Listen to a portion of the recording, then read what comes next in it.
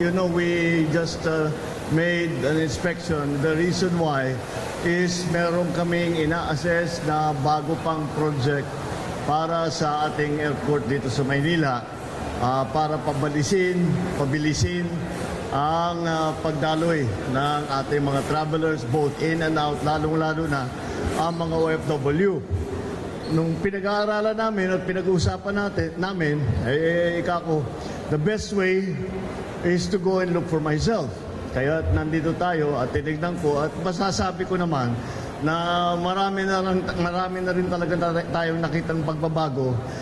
Especially, again, I'm always concerned dahil sa totoo naman, ang mga tigalabas, mga dayuhan na pumupunta rito, kung sila ba business traveler, sila turista, mabilis ang kanilang pagdaan sa airport at nakakalabas. Yung OFW ang inaalala namin.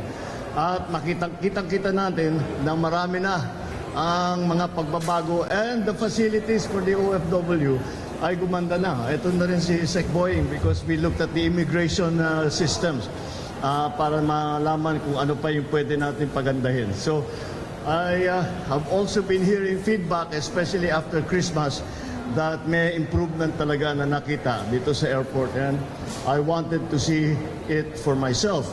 So not only was I able to see it for myself, but I also heard from the chairman of NNIC that we of all of the new continuing plans that he has to expand the airport so that we are able to handle and process more passengers and more travelers, more tourists, etc. And to make the experience as pleasant as possible. Alam naman natin, ang tourism industry ang isa sa ating dinedevelop. Dapat ang experience ng mga bibisita sa atin, hindi naman napakahirap. Hindi sila nagdudusa na kung nag-aantay ng matagal, wala silang makain, wala silang may stambayan, naayos na nila ngayon yan. So, I'm very happy to see that there's progress.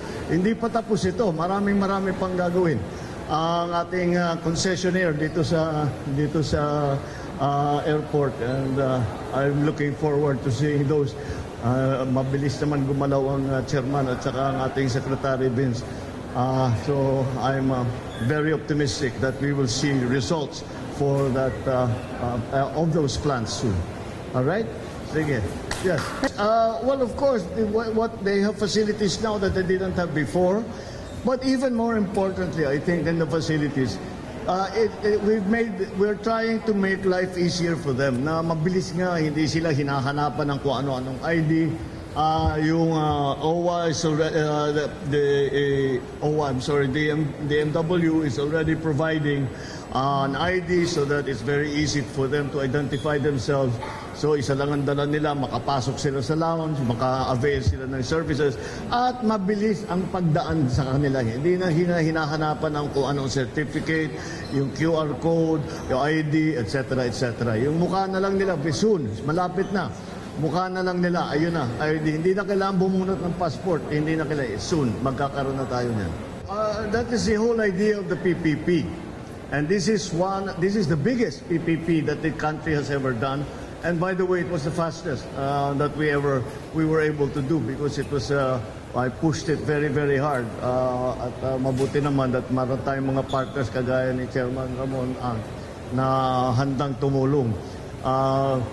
You know, if you look at the financials of this project, hindi kikita ang NIC for a long time.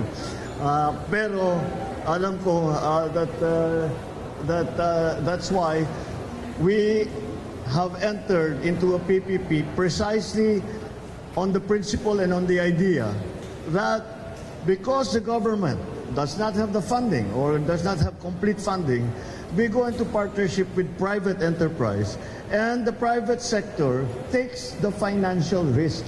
The government takes the political risk, if you can call it that. It's basically to provide the land, to provide all the permits, to provide all the licenses, etc. And whatever incentives can be negotiated between the private partner and the government. So These are ongoing by, we will see even more construction by the end of the year. Already, yung mga dinadaanan ng ano, you can see, inumpisahan na yung pagdaan ng ng mga sasakyan, yung mga yung mga hindi taxi, but yung hired cars hindi nasa ilalim na, kaya maganda na yung sistema. And